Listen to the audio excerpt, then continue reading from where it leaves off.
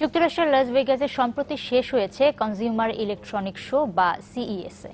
Smart speaker থেকে শুরু করে ইন্টেলিজেন্ট টয়লেট, কৃত্রিম বুদ্ধিমত্তার হার্ডওয়্যার, ভাঁজ করা যায় এমন মোবাইল আর বাঁকানো পর্দার টিভি নিয়ে প্রদর্শনীতে অংশ নেন বিশ্বের প্রায় 4,500 প্রতিষ্ঠান। প্রদর্শনীতে ভিড় করেন দেশি বিদেশি 1,80,000-এর বেশি দর্শনার্থী।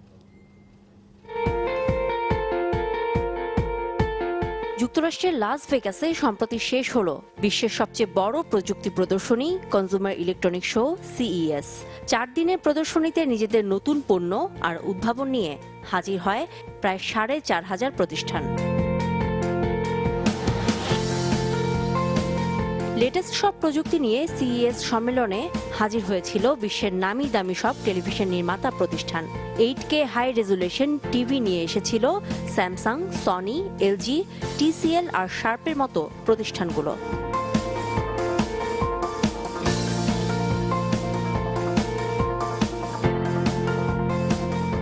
চমক ছিল গাড়ির প্রযুক্তিতেও। সাশ্রয়ী যোগাযোগের জন্য এয়ার ট্যাক্সি, বেল নেক্সাসের নকশা দেখায় উবার। ছিল সেলফ ড্রাইভিং ট্যাক্সিও।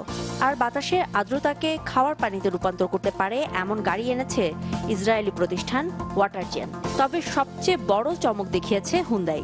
রোবোটিক পা ব্যবহার করে হাঁটতে, এমনকি দৌড়াতেও পারবে এমন গাড়ি এনেছে কোরীয় প্রতিষ্ঠানটি।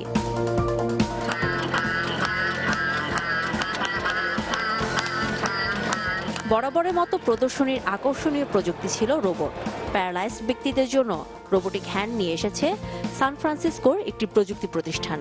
এছাড়া দর্শনার্থীদের নজর কেড়েছে সামাজিক রোবট লোভট, আরও ছিল স্বাস্থ্য পর্যবেক্ষক রোবট পিলো।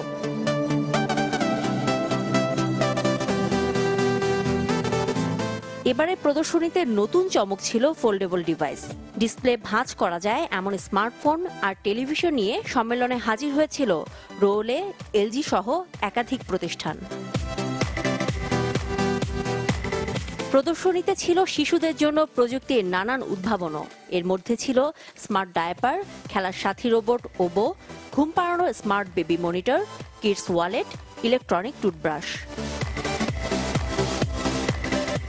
এছাড়া 3D প্রিন্টিংয়ের জন্য smartphone app, Qlone, smart hair tools, পঞ্চম প্রজন্মের নেটওয়ার্ক নিয়ে হাজির হয় বিশ্বের বিভিন্ন প্রযুক্তি প্রতিষ্ঠান। 4 দিনের প্রদর্শনীতে ভিড় করেন দেশি বিদেশি 1,80,000-এর বেশি দর্শনার্থী। পাপিয়া সুলতানা, চ্যানেল 24।